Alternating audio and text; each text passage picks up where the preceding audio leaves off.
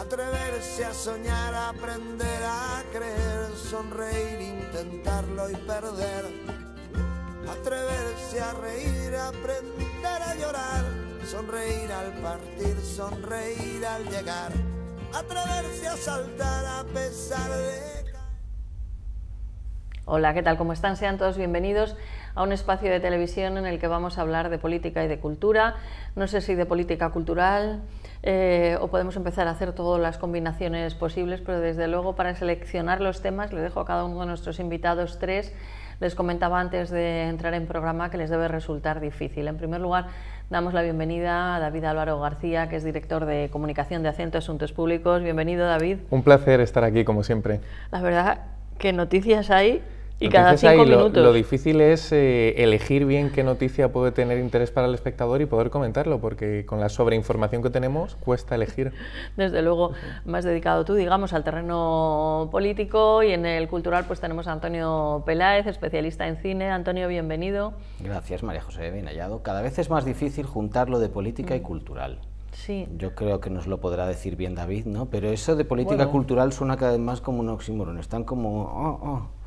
Bueno, yo creo que la cultura y la política trascienden todas las esferas, o sea que al final hay más conexión de la que creemos. ¿Oh, sí? Yo pienso que sí. Lo que se Tengo, aprende. la verdad que hablando de esto, pues me da mucha pena y me parece imposible que se produzca, pero es así, que el Teatro Kamikaze desaparece. Pavón en Madrid, que ha hecho una labor fantástica, maravillosa. Yo la verdad que he visto unas obras muy buenas y me da muchísima pena. Así que, pero Era de bueno, nuestras pocas referencias, yo creo que a nivel internacional. ¿Verdad? El Kamikaze y en parte la Abadía. Sí. Entonces, crucemos los dedos, porque Sí. la verdad que de ahí han salido grandísimos artistas y grandes obras, sí. Bueno, pues vamos a comenzar hablando de un señor que está encantado de haberse conocido, porque no sé si ustedes, si alguna vez han pensado en las cosas que han hecho en su vida hasta este momento en el que nos encontramos, o las que han dejado de hacer, pueden afirmar con rotundidad que no se arrepienten de nada. Yo al menos pues sí que creo que algunas cosas las hubiera hecho de otra manera. Por supuesto que asumo lo hecho, pero una cosa es asumir y otra no arrepentirme de nada. Pues el exministro ya de Sanidad, candidato por el Partido Socialista Obrero Español, no sé si ahí es PSC, ¿no? Ahí es PSC. PSC, o sea que no es candidato Partido por el Socialista de catalán. Claro. Tampoco son obreros, entonces. Tampoco son obreros, no. Serán señoritos, ¿no? Bueno, que yo creo que no saben muy bien qué son en estos momentos. Hay un cambio de cromos, nos lo cuenten como nos lo cuenten, porque esto es común a todos los partidos políticos, que ellos deciden qué van a poner en la nota de prensa y qué van a decir, y luego piensan que los ciudadanos lo vamos a admitir, ¿no? Está claro que a Iceta le han quitado de candidato y le han ofrecido, se habrá enfadado, supongo que en ese momento no bailaría, y le han ofrecido un ministerio, porque vamos, si no sabía comentar en ese momento que iba a ocupar una cartera ministerial. Y entonces Salvador Illa, ahora nos hablarás de él. A mí particularmente el titular se lo escuchaba a Carlos Herrera, que hace pues como titulares de los días anteriores, y el día después de esa comparecencia dijo: para mí el titular, y desde luego para mí también, es no me arrepiento de nada. Bueno, yo creo que el análisis que has hecho es el más acertado posible. Es una cuestión de humildad, ¿no? Todo ser humano, independientemente de su desempeño profesional, tiene momentos y gestos que dignifican y que demuestran la humildad del propio ser humano. Aquí lo que hay es un ejercicio de soberbia absoluto, en el que en la peor pandemia en los últimos años, con cifras inasumibles de fallecidos en España, de contagiados, de gente pasándolo mal, con las UCI llenas, se va el señor que dice que la tercera ola está acabando, cuando vemos que lo único que hacemos es incrementar las cifras de fallecidos y contagiados día a día. Se va el señor que dice que las mascarillas en su momento no valían para nada, y ahora el debate está en qué modelo de mascarilla utilizamos, por cierto, el que en la Comunidad de Madrid se lleva utilizando y aconsejando desde hace meses. Es un señor que nos decía que esto pues no iba a haber más de 2 o 3 casos y que no iba a tener afectación a la economía, cuando vemos cómo estamos, y se va ahora y dice que se va con la conciencia tranquila. Yo no me meto en las decisiones de los partidos políticos, cada uno tiene su procedimiento y toma las decisiones como considera. Lo que sí es censurable desde un punto de vista moral y ético es cómo han gestado esta historia. Porque para que la gente que nos está oyendo tiene que saber que el Partido Socialista se jacta de elegir a sus líderes en primarias, en las que votan todos los militantes. Bueno, pues hicieron unas primarias y el candidato único fue Miquel Iceta. Por lo tanto, tenía que ser el candidato a la Generalitat. No solo eso, sino que el día antes, ya no digo meses antes, el día antes de que se anunciase que finalmente no sería Miquel Iceta y que sería el exministro Salvador Illa, daba una entrevista en la televisión pública diciendo que él no iba a ser candidato, que eso no estaba sobre la mesa y que dejaba bien claro que el candidato era Iceta. Entonces, hombre, 24 horas de que se anuncie, usted ya sabe que va a ser candidato.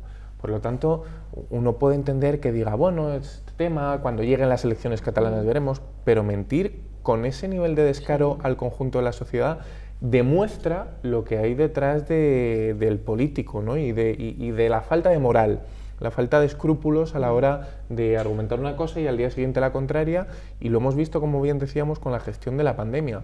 A mí lo que me llama la atención poderosamente es que alguien con una gestión tan censurable, siendo suaves, benévolo, siendo muy benévolo, con una gestión tan censurable, crean que es el candidato idóneo para Cataluña. Es cierto que en la situación que vive la política catalana hay una especie de esquizofrenia política, donde a lo que se va es a la polarización absoluta, a la tensión, al personaje por encima de las ideas. Lo vemos con los últimos presidentes que ha tenido la Generalitat de Cataluña, que son personajes en todo su conjunto y en lo que significa la palabra, y que no han tenido una gestión política. Pues quizás en esa lógica se entiende el nombramiento de Illa. Pero desde luego la pregunta que se tienen que hacer los catalanes es si su vida va a ser mejor, su vida política, su vida cotidiana con el señor Illa de candidato, si van a tener mejores servicios sociales, si van a tener una educación mejor, un sistema sanitario mejor, con un señor que, como digo, no ha sido capaz de afrontar la pandemia como debería.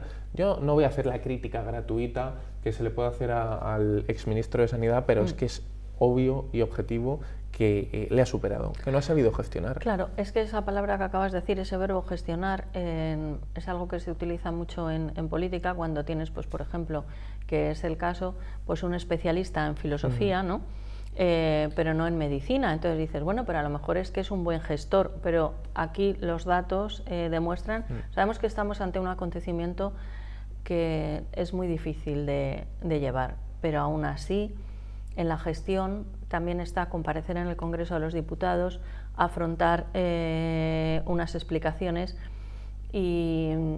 Esto es muy llamativo, si me dejas hacer el inciso, porque es que es profundamente curioso y demuestra una vez más la actitud del gobierno actual y del señor Illa. El señor Illa, ministro de Sanidad, había pactado con el partido de la oposición, con el Partido Popular, que comparecería en el Congreso para dar cuenta de la situación sanitaria este jueves. Dimite en el Consejo de Ministros del martes. ¿Qué pasa con su comparecencia? Allá se la compongan y que comparezca el que tiene que comparecer. La semana pasada había dicho que dimitiría el jueves.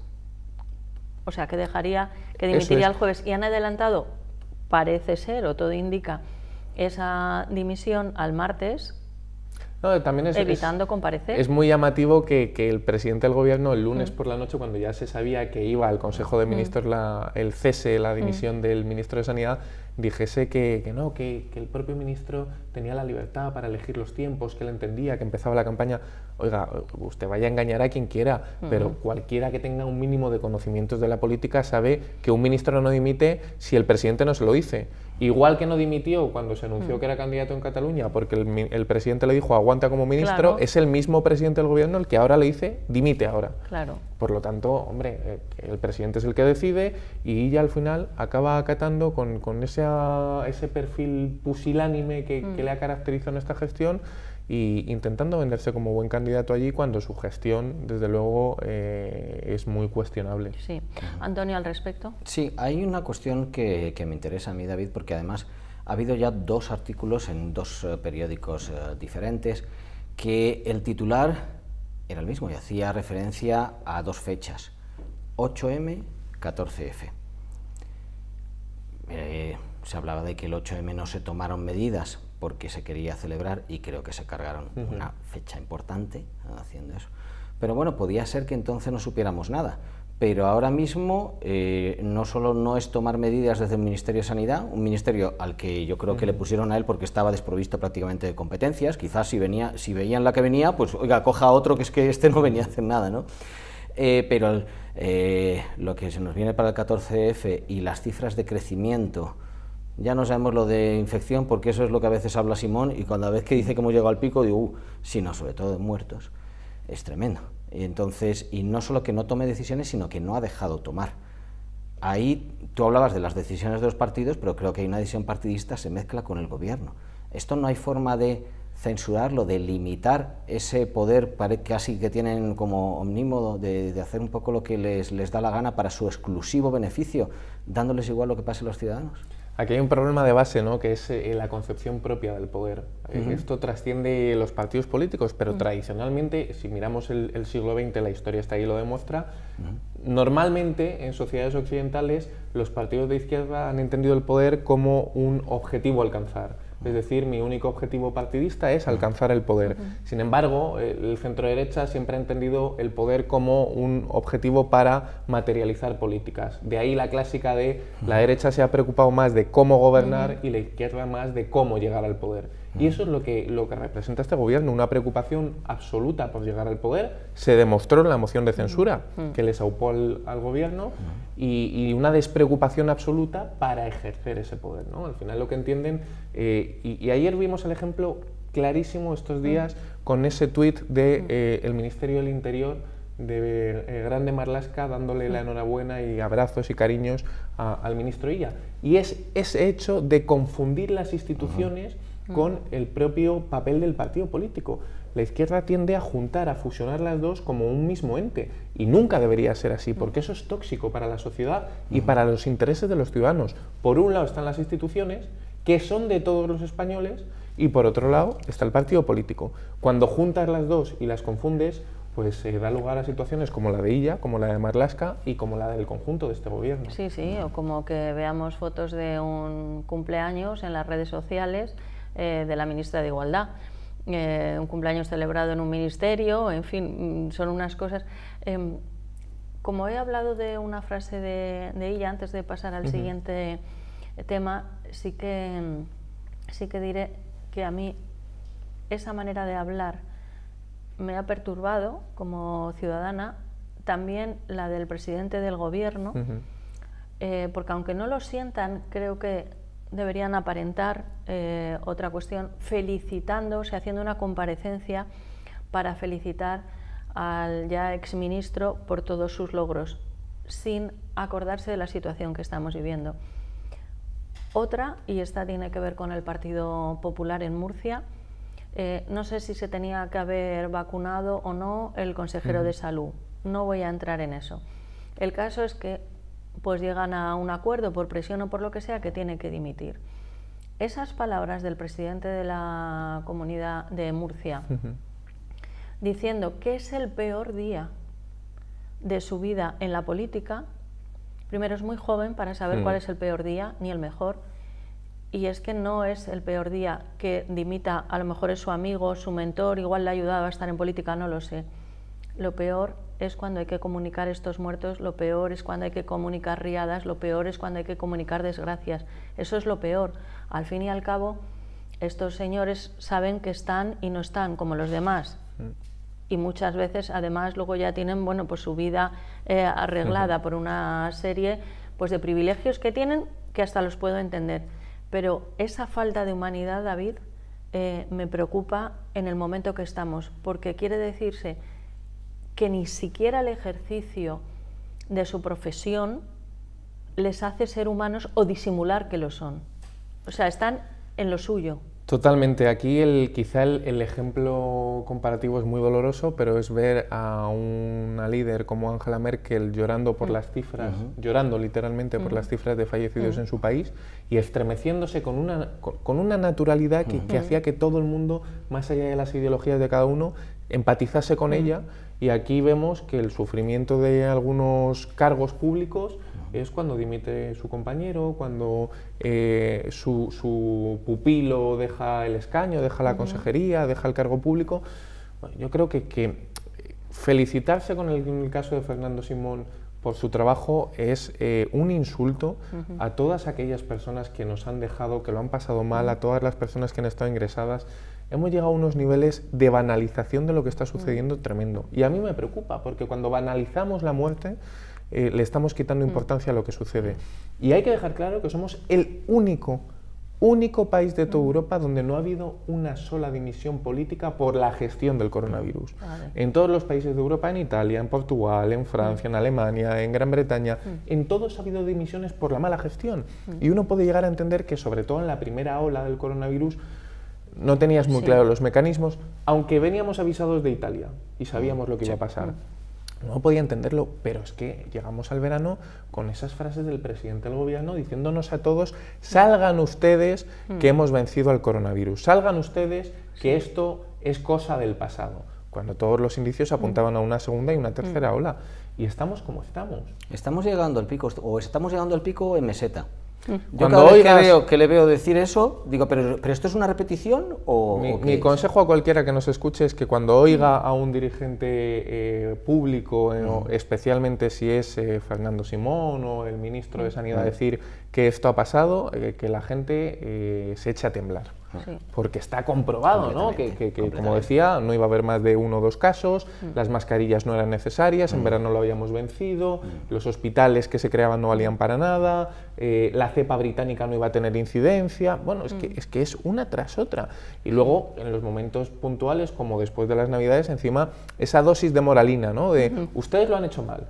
Es que se lo han pasado demasiado bien en Navidad. Oiga, mire, venga usted a decirle a la gente que ha estado sola en su casa y que no ha podido juntarse con sus familiares, que es que se lo ha pasado muy bien en Navidad. Demasiado. Un señor que se iba a hacer surf a Lisboa cuando todos estábamos confinados. Entonces, claro, esas dosis de moralina, pues hombre, son bastante negativas. Pues ya que hemos hablado un poquito de política, vamos con el periodismo. Y entonces, Antonio, ¿la búsqueda de la excelencia en el periodismo realmente existe a día de hoy? Sí, lo que pasa que no siempre se consigue, por supuesto, pero y va por distintos niveles. Yo, desde luego, un ejemplo que debe servirnos también para analizar todo lo que leemos. Para mí, un ejemplo en cuanto a excelencia es el New York Times. Luego hay muchas veces que lees los artículos que hacen sobre España y dices: está siguiendo la técnica Hemingway, que es tomarse unos cuantos, y lo sabe quien haya visto una película reciente que se llama Otra Copa, que es pues tomarse unos cuantos whiskies, esto no es whisky evidentemente, ni tampoco ginebra, y ya luego escribir, ¿no? De hecho, una de las últimas noticias que escribió el New York Times sobre España, que era sobre la nevada, y no, la nevada no, el edificio que explotó, pues la escribían los corresponsales de Londres. Pero esto enlaza con las noticias y con comparar, tener la posibilidad de comparar a nivel internacional incidencia y qué se está haciendo. Algo en lo cual yo creo que todavía de todas formas hay muchísimo terreno. Entonces, en el caso del New York Times, que si nos fijamos, todos los artículos vienen firmados, pero no solamente firmados y una especie de un sellito que ahora determinados medios están poniendo y dicen: ya con esto es que somos superobjetivos. Y ves el titular y dices: ¡ay, santa! No, sino que te pone la trayectoria. Dice: este periodista, esto es un artículo sobre ciencia, pues este lleva informando sobre tal desde tal tiempo y tiene un Pulitzer. Normalmente te van poniendo así, son las cosas de lo del Pulitzer, ¿no? Pues en su caso, además, lo que tienen es la redacción 24 horas. Esto, no sé si habrá explotación laboral, pero no consiste exactamente en esto. Sabemos de todas formas que los medios un poco más tendentes a la izquierda, explotación laboral no hace ninguna. Pero en este caso consiste en tener 3 redacciones a lo largo de las diferentes zonas horarias del mundo. Con lo cual, una estaba en Hong Kong. David, te puedes imaginar que Hong Kong no está como para quedarse ahí con la redacción, ¿no? Totalmente. ¿Dónde se la han llevado? Pues nos lo puede decir nuestra realizadora, porque se lo han llevado a Seúl. Hace ya, creo que unos 6 meses. Pero tenemos esa zona de Asia, con lo cual cuando se empieza, sabemos que por ahí están los países del sol naciente. Cuando empieza a levantarse el sol, ¿quién se encarga de llevar y estar atento a todo lo que sucede? Esa redacción. Según va pasando, ¿qué pasa? Que nos vamos a Greenwich, al meridiano, a Londres, y entonces la redacción de Londres se van solapando todas las noticias que van tomando. Evidentemente, a ellos lo que más les interesa es lo de Estados Unidos, pero todavía no hemos llegado, que está el sol ahí recorriendo el firmamento. Y se hace cargo Londres y Londres luego le pasa el testigo a Nueva York. Evidentemente, si te llamas New York Times, si no estás en Nueva York, bueno, las cosas que pasan en Estados Unidos, ¿no? Creo que hay equipos que son de Kansas y no están en Kansas y todas estas cosas. Pero ahí es ya donde luego le pasarán el testigo de nuevo a Seúl. De tal forma que lo que estás haciendo es la búsqueda de la excelencia de la noticia, estar al tanto, porque hoy en día no está separado nada una cosa de otra. Y lo que pueda suceder, desde luego, que nos parezca una anécdota, que nos entre un poco casi la risa, ay, en China, ay, mira los italianos que se han cerrado, está bastante claro que nos va a importar y entonces podemos hacer el seguimiento, como en caso de ellos. Tú colaboras en distintos medios de comunicación, eres muy joven, pero bueno, llevas muchos años ya en esto, David. ¿Has notado algún cambio especial o no sé? Depende del medio, como bien apuntaban, ¿no? Hay medios que sí que cada vez buscan más el clic, más en este sentido los medios digitales, ¿no? Están muy enfocados al clip y al final eso te genera tristeza como colaborador o incluso como lector, ¿no? Porque cuando uno mira las 5 noticias más leídas de cualquier medio de comunicación nacional, pues hombre, te genera un poco de, no preocupación, porque la gente es totalmente libre de elegir lo que quiere leer, pero no son las noticias que más incidencia van a tener en su vida. Desde luego, el secreto de hacer una tortilla de patata con 3 pasos, pues no va a ser lo más determinante, aunque pueda ayudar. Y además, últimamente, perdóname, últimamente la redacción sería, no te vas a creer cómo puedes hacer una tortilla en 3 pasos. Entonces, claro, dices, pues habrá que hacer los huevos, ¿no? Yo las patatas, un poco por alguna vez que sé yo, padre, digo, y entras y dices, lo que no me creo es que haya entrado a ver esta noticia. Pero vamos, totalmente. Y luego quizá yo creo que el cambio más grande en este sentido es el hecho de los muros de pago, ¿no? En los medios de comunicación, que algunas noticias están en abierto y algunas están en medio de pago, y yo todavía no tengo una opinión muy asentada sobre la opinión que me genera esto, ¿no? Porque por un lado tengo el debate moral conmigo mismo de que la información debería estar al servicio de toda la sociedad y que por lo tanto pones un freno, una limitación a aquellas personas que quieran tener interés informativo y no pueden acceder a él, pero por otro entiendo que hay que darle un valor y que los medios de comunicación, pues hombre, con la publicidad hoy en día ya no subsisten, ¿no? No estamos en la época en la que la prensa en papel se financiaba por medio de páginas publicitarias, anuncios de contactos y demás historias, y hay que evolucionar, pero creo que sí que estamos en ese proceso de perder credibilidad. Pero fíjate, lo que hizo y en principio sigue haciendo el New York Times, porque decía, lo que hizo durante la pandemia, ¡ay, si hubiera terminado esto! Lo que ha hecho el New York Times es que las noticias de la pandemia están en abierto. Que hay muchos medios españoles que te dicen, bueno, los remedios estos que van surgiendo, que a lo mejor hay unos que han probado en ratas solamente todavía, ratones principalmente, y dices, pero es que para ver la noticia y todo el detalle tengo que entrar y pago. Sin embargo, ellos en principio se lo dejaron en abierto. Es muy curioso también comparar la extensión de ciertos medios como las noticias de New York Times, Le Monde, que necesariamente estás más tiempo leyéndolo, pero porque está todo más desarrollado, porque no es una noticia de un día, eso es un reportaje que ha habido un tiempo de investigación, con el tamaño medio de cualquier noticia de cualquier medio escrito español. Entonces, claro, en principio todos han querido copiar el modelo New York Times, el diario.es ha querido ser The Guardian, pues, bueno, hay bastante distancia, pero tú puedes, si tú lo que estás ofreciendo, incluso aun siendo un periódico de izquierdas, pero lo que ofrece The Guardian es de calidad, es realmente de calidad. Si no, habría que ir ajustando precios o ver realmente qué es lo que puedes cobrar y qué es lo que no. Exacto, yo sobre las vías de financiación no voy a entrar porque sería otro debate, pero a mí sí que ahí me llama negativamente la atención cómo se titula. Y hablo de medios especialmente serios.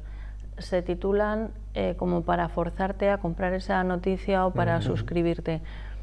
Entonces, una cosa es el estilo, por ejemplo, que lo han creado y lo hacen porque lo han creado ellos, fenomenal, que es Sálvame, y ese es su estilo, y son unos maestros en eso. O sea, a mí cuando les dan premios hay gente de la profesión que se horroriza, digo, no, ellos han puesto un formato con unas reglas ahí y tienen muchísimos espectadores. O sea, ya podemos hacer otros análisis, pero ahora, lo que si usted es un periódico de referencia, no me titule como Sálvame.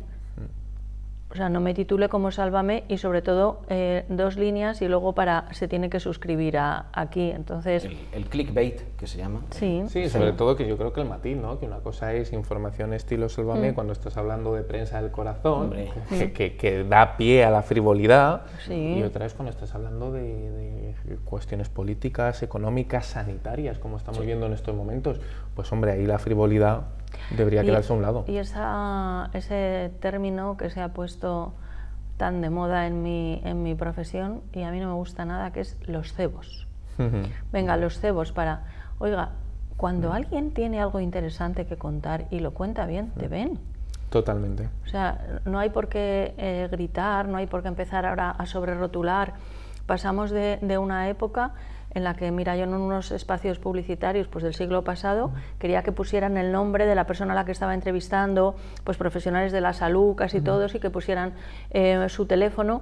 Decían que no, que era horrible. Y entonces ahora nos vemos pantallas que están divididas en 5, pero no, por ejemplo, ahora que a lo mejor en algún momento podamos aparecer los 3 de alguna noticia relacionada, no. Estarían con el edificio que se ha caído en tal sitio, con el que está temblando en otro, con otro, y luego 4 rótulos por aquí. Es que es demasiado, y eso está pasando también en la prensa. Y bueno, totalmente. En fin. Bueno, vamos a seguir avanzando. Hablamos y seguimos con medios de comunicación o maneras de comunicarse, porque específicamente a día de hoy no creo que se puedan incluir como medios de comunicación, pero es una manera de comunicarnos, como puede ser Twitter, Facebook, Instagram, en fin, redes sociales. Las redes sociales, concretamente Twitter, podríamos decir, o yo creo que estaríamos prácticamente todos de acuerdo, que auparon a la presidencia de los Estados Unidos a Trump. Esos que les veía muy bien, todo ese movimiento, ha llegado a un punto en el que le han censurado.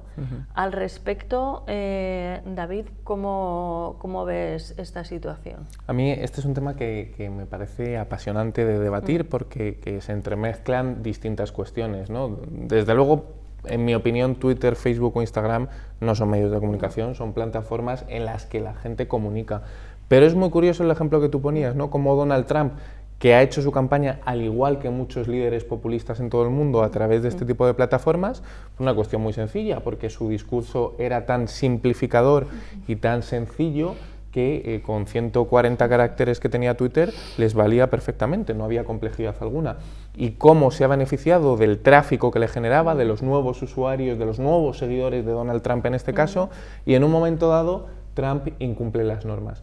A mí no me parece mal que Twitter decida, como empresa privada, quién tiene que estar, quién no tiene que estar, qué normas incumplen y qué no. Lo que me parece fatal es la doble vara de medir, que es lo que estamos viviendo continuamente en este tipo de situaciones. Es decir, Twitter es una plataforma en la que, por ejemplo, hay movimientos enteros en Latinoamérica de lo que llaman narcoinfluencer, que es tremendo. No y sabía además que existía se eso. hacen llamar así narcoinfluencers. El nombre es tremendo, claro. México es un país donde hay infinidad de narcoinfluencers que tienen perfil en Instagram, en Twitter, y esto lo puede buscar la gente porque es en abierto, donde hay perfiles de narcos que aparecen con su metralleta, su en bolsa de cocaína y con la agenda del día.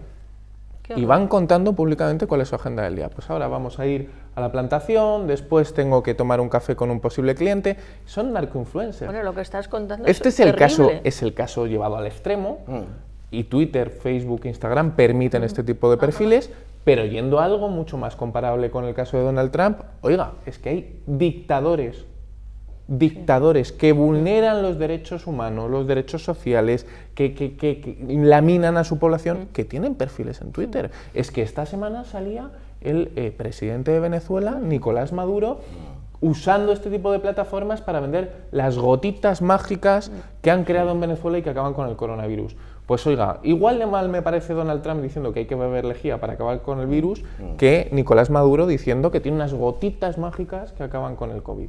Entonces, si hay unas normas que sean iguales para todos, y si no, lo que hay es una decisión arbitraria, que es lo que ha pasado con Donald Trump.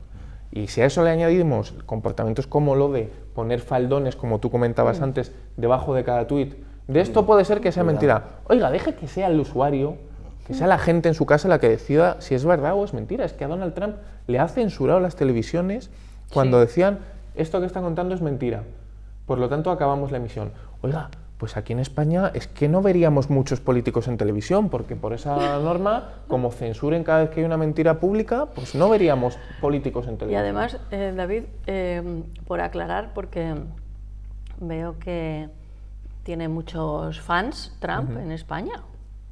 Aquí de los tres que estamos sentados no estamos en el club de fans de Trump, y especialmente tú y Antonio habéis sido muy críticos con él. Digo especialmente porque yo, a lo mejor es lo poquito que me he mantenido un poco más al margen, pero vamos, desde luego que para nada me parece ni que deba, o sea, el que se dedica a su empresa privada, lo que sea, eso ya es otro ámbito, pero ni presidente de los Estados Unidos no es bueno ni para Estados Unidos, ni para Europa, ni para nada. Pero esto que estás contando es que me parece una censura, y además que entonces lo justifican. Y si no queremos una dictadura, no la queremos de derechas ni de izquierdas. Y si no queremos censura, entonces cuando había censura en la época de Franco, ¿es que era justa y necesaria? Es que ahora, claro, ¿quién decide? Eso es. O sea, en ese y sobre momento... todo, ¿quién censura al censurador? Es Exacto. decir, que esto es Orwell puro y duro. Cualquiera que lea una novela de Orwell, 1984, cualquiera de las que tiene, se dará cuenta que lo que parecía ficción hace un tiempo es que está siendo un hecho. Es que Donald Trump, presidente por el que, como tú bien decías, personalmente no siento ningún tipo de simpatía política, lo que han hecho con él es una decisión arbitraria, una decisión tomada por ser quien es, única y exclusivamente, y por sus ideas políticas. Porque si es en base al incumplimiento de normas, insisto, dictadores, y hay infinidad, he hablado del caso de Nicolás Maduro, pero hay infinidad de dictadores de todas las ideologías, de derechas, de izquierdas, de todos los continentes, con perfil en Twitter, en Instagram y en Facebook, y no les censuran. Tenemos narcoinfluencers y no pasa nada. Tenemos acosadores que acosan a otras personas, acosadores sexuales, acosadores que hacen bullying. No pasa nada. Tú vas a denunciar un insulto o una amenaza en Twitter, y encima te cuesta un montón. Te dice, no, pues esto, el comité de... Y sin embargo, con Donald Trump toman decisiones de manera inmediata. No, no sé si cuando iban a favor un poco del viento. Yo os acordaréis seguramente de Casablanca, que además tiene muchos ejemplos para poner. El café de Rick, bueno, pues ahí se tomaba café, quizás lo que menos, ¿no? Y había detrás pues una timba ilegal, había un juego ilegal. Un momento determinado, por intereses políticos, ahí en Renault, el prefecto, el gendarme, el encargado de la seguridad de la policía allí, dice, se cierra este local ahora mismo, y con todo mucho escándalo. Y dice, ¿por qué? Porque aquí se juega. Y entonces le dice, señor, no, sus ganancias, ¿no? Claro. Pues es un poco lo que ha hecho Twitter, ¿no? Porque Twitter, además, el CEO, que decimos aquí en España, CEO, que dirían los americanos, el director de la empresa, es como muy progre, ¿no? Como unos pelos muy largos. Él dio 1 millón también, creo, de dólares para, bueno, pues paliar los efectos de coronavirus y demás. Pero con Donald Trump, yo no sé si Donald Trump en realidad tendría que haber cogido a Giuliani y haberles puesto una demanda por parte de los beneficios que hayan conseguido ellos, es desde luego clarísimamente por la gente, por el volumen que llevaba Donald Trump. Bueno, pues estamos hablando de Estados Unidos y hemos asistido hace unos días a la toma de posesión del nuevo presidente, de Joe Biden. Hay mucha expectación con la vicepresidenta. Se ha analizado detalladamente la ropa que llevaba cada uno, también los hombres, cómo iban vestidos. Entonces ese dúo Biden-Kamala Harris está despertando, digamos, como muchas esperanzas en mucha gente, y a mí me sigue llamando la atención en España, que no sé qué nos creemos algunos, que los Estados Unidos están preocupados ahora con lo que pasa en España o en Europa. No sé, ¿tú cómo ves ese dúo? Mira, yo Biden para intentar juntar, como decía al principio, cultura y política que se puede, hay una escena brillante en una película de Woody Allen, que es Todos dicen I love you. Es una familia muy de izquierdas, y su hijo adolescente de la noche a la mañana se convierte en un conservador, un ferviente defensor de las ideas conservadoras, y la familia está preocupadísima. Algo le pasa al hijo, entre ellos hablan, pero ¿qué le pasa? El hijo defiende al presidente conservador, y al final, cuando va avanzando la película, descubren que es que el hijo tiene un tumor cerebral que le oprime el cerebro, y cuando le extirpan el tumor, el niño, el chico, vuelve a ser un chico de izquierdas, progresista, demócrata, y entonces vuelve a la normalidad, ¿no? Esta escena que es curiosa nos sirve para ejemplificar un poco cómo funciona la política en Estados Unidos y cómo funciona en el mundo, que es esa idea de si tú estás en la derecha, centro-derecha, es que tendrás algún tipo de anomalía cerebral y sin embargo si estás en la izquierda estás en el lado adecuado de la historia. Y de ahí que haya dos líderes como son Joe Biden y Kamala que generen esa ola de expectación como ya hizo Barack Obama en 2008. Y uno mira Barack Obama en 2008, que despertó una ilusión que trascendía de los Estados Unidos a nivel mundial, y vemos la gestión de Barack Obama en 2016 cuando acaba, y hombre, muy positiva no fue. De hecho, no se entendería la existencia de Donald Trump sin Barack Obama. Eso hay que tenerlo claro. Donald Trump nunca hubiese sido presidente si no hubiese tenido un Barack Obama antes. Por lo tanto, volvemos ahora a depositar todas las esperanzas en este dúo Kamala y Biden, que además la gente crea relatos totalmente artificiales, en concreto sobre Kamala, la primera mujer afroamericana. No, ha habido mujeres afroamericanas en puestos muy, muy poderosos en Estados Unidos, con mucho más poder de decisión del que va a tener Kamala. Kamala que viene de la base de la pirámide social, de dificultades. Oiga, Kamala es una chica que su padre era profesor en Princeton, su madre daba clases en otra universidad muy prestigiosa, por lo tanto, hombre, no eran clase desfavorecida, tendrían otro tipo de problemas, pero no era clase desfavorecida. Y se está creando ese halo de expectación. Es verdad que Donald Trump ha llevado a la sociedad a un tensionamiento perpetuo. Es verdad que no veíamos una toma de posesión como esta tan tensa, en la que no ha estado presente el presidente saliente. Bueno. Yo pongo siempre como ejemplo de toma de posesión, de tránsito de presidente en presidente, a Eisenhower con Kennedy, un republicano y un demócrata. Eisenhower republicano, Kennedy demócrata, y fue ejemplar, los dos se entendieron, tuvieron una línea continuista en las políticas, y este es el ejemplo contrario de una mala transición, de un presidente totalmente de ideas populistas y que se ha negado a estar presente en la toma de posesión de su sucesor. Yo creo que hay cuestiones de protocolo, de elegancia, que se deben mantener, porque si no tensionas mucho a la sociedad, y lo estamos viviendo. Desde luego. Y como vamos a golpe de titular y se profundiza poco, y lo que dices en lo que comentábamos de las redes sociales, y dicen que es por las prisas que llevamos. Bueno, yo creo que también hay desinterés, o que queremos saber, pero dedicarle poco tiempo, ¿no? Acabas de citar a Kennedy, la familia Kennedy, demócratas, católicos, que esto es no muy practicantes. Bueno, practicaban otras cosas, el amor, practicaban el amor. Y no la guerra. Pero es que Biden también ha habido una celebración eucarística en su toma de posesión, que, bueno, yo aquí creo que se hubiera liado, vamos, tremenda. Entonces, él tiene esa parte, digo, por hablar un poco de algunas cosas que sí que conservan los americanos. La ceremonia a mí en general me pareció preciosa, y la puesta en escena, la verdad que muy bonita, pero que quiero decir que es que nos están presentando a un prototipo de un Biden que, bueno, que a mí me parece muy positivo, que tenga sus creencias, y además en este caso coinciden con las mías, ¿no? Pero bueno, que eso tampoco se ha hablado, y dice, nada más ha firmado no sé cuántos decretos y ha tirado todo lo de Trump por tierra y tal. Bueno, sí, pero está escenificando también otras cosas. Luego otra cosa es lo que opine sobre el aborto, en fin, ya vamos en otros asuntos. Antonio. Sí, habéis visto la Biblia sobre la que juró, 117 años de Biblia. Juró que no prometió. Exacto, porque además allí pueden elegir con lo que lo hacen, pero que fue también con la que pues juró cuando fue senador, vicepresidente, y con la que su hijo ya fallecido, Bo, pues juró el cargo de fiscal general.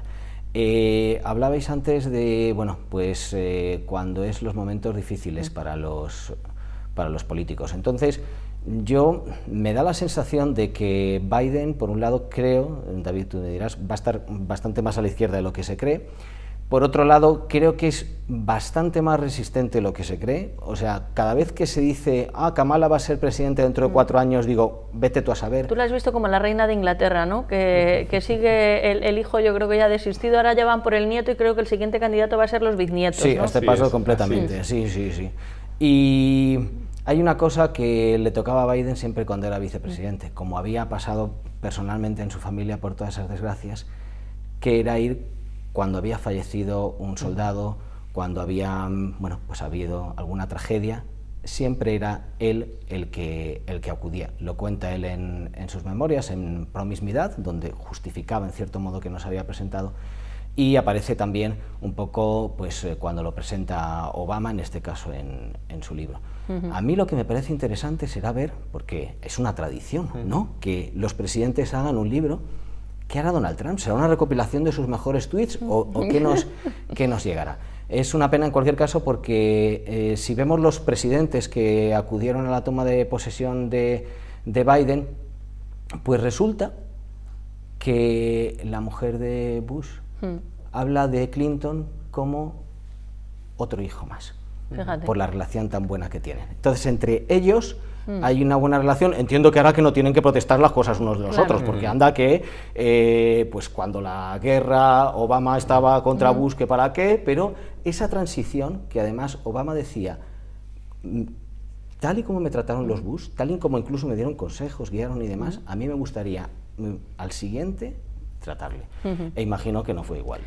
La gran pregunta que, bueno, vamos a esperar un tiempo y ya la contestará el paso de los días y de los meses, es si serán capaces de volver a unir esa sociedad fragmentada. Bueno, pues cuestionando los políticos, los periodistas, pues vamos a cuestionar algo del cine también. Antonio, ¿son necesarios los críticos de cine? ¿Sirven para algo? Gran pregunta, ¿eh? Habría mucha gente que diría, no, o para tirarlos al río, yo qué sé, pero mira, como somos tres, os voy a ofrecer para ver cada uno que se quede con el suyo y hacemos así un recorrido un poco por la historia de la crítica. Lo que no sé si con los ejemplos que he elegido da la sensación de que la profesión de crítico no te da para vivir mucho. El primer caso vivió 40 años solamente, del 18 al 58, André Bazin, pero André Bazin es quizá, o sea, ¿dónde está mi cámara que decía? Usted, que resulta que tiene en casa un hijo, una hija, que es que le gusta el cine. Lo que tiene que conocer es André Bazin. Ahora bien, cuidado, que tiene un libro que se llama ¿Qué es el cine? Entonces yo me lo compré y dije, anda, ¿qué es el cine? Y digo, claro. Tú te lees esto y claro, te lo terminas de leer y dices, pues no me ha respondido. O sea, esto va a ser un poco como la pregunta de si son necesarios los críticos, aquí no me responde. Y era una recopilación de todos los artículos que hizo a lo largo de su historia. André Bazin es un ejemplo, bueno, las obras completas son así, es una maravilla, eso es una gozada, además, no es un francés demasiado elaborado, pero sí pensado, directo, y como ejemplo de las reflexiones que hacía él, porque él es el que ha puesto los fundamentos teóricos de la crítica, pero en parte incluso de lo que es la investigación de cine. Una época en que ninguna universidad pensaba en que se pudiera investigar, hablar sobre cine. En el año 55 escribió un artículo para Cahiers de Cinéma, lo que fundó él. Por cierto, André Bazin también católico, como luego otro que le seguiría, Romer. Lo que pasa que los que terminaron llevándose la batalla pues iban un poco más a la izquierda, como Truffaut y Godard, en el que comparaba un festival de cine con el Festival de Cine Cannes, sobre todo con una orden monacal, que es muchas cosas que voy diciendo yo de te tienes que levantar a tal hora, y en vez de, bueno, vísperas, laudes, maitines, vísperas, laudes y maitines, pues son las distintas las distintas sesiones de películas que hay. El orden, el traje, el hábito, pues es el smoking, etc. Ese es André Bazin. Pero en España, ¿qué tenemos? Alfonso Sánchez. ¿Vemos el vídeo que tenemos de él? El lenguaje del cine durante muchos años en la jerga de esto no se decía tengo un Alfred Hitchcock, sino decía tengo un Gary Hooper, tengo una Greta Garbo, tengo dos Cary Grant. Compraban, no se sabía el director. Afortunadamente, luego los directores han ido pasando a primer plano. Quizá uno de los primeros fue René Clair. Se decía, vamos a ver una película de René Clair, luego ha sido Hitchcock.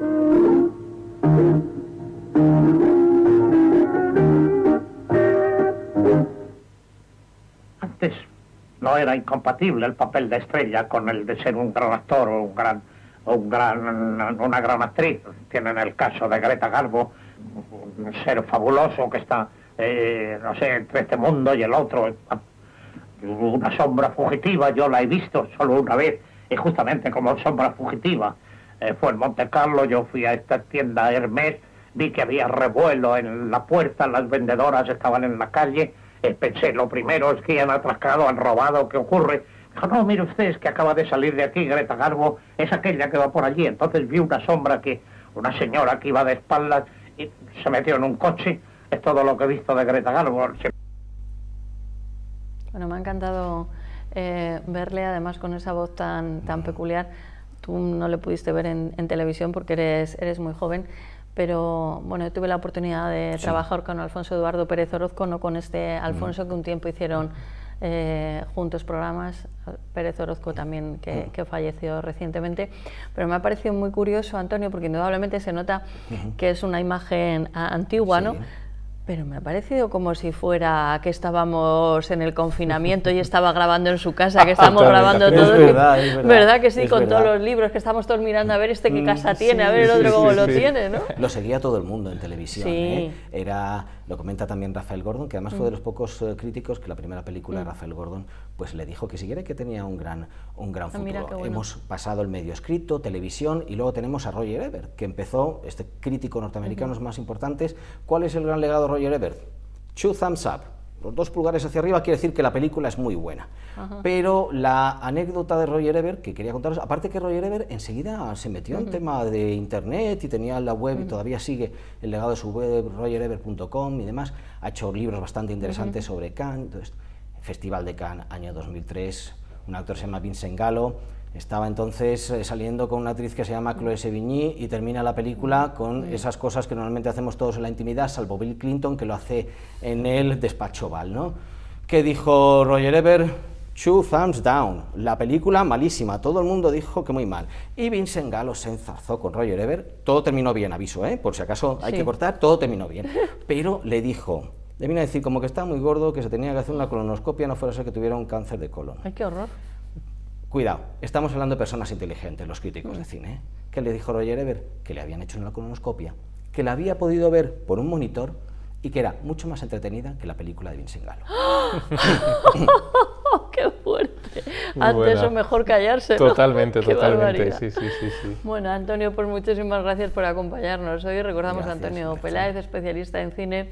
David Álvaro García, director de comunicación de Acento Asuntos Públicos, gracias por acompañarnos. Muchas gracias. Y seguiremos claro que sí. hablando. Tenemos muchas noticias, así muchos temas. Desde luego.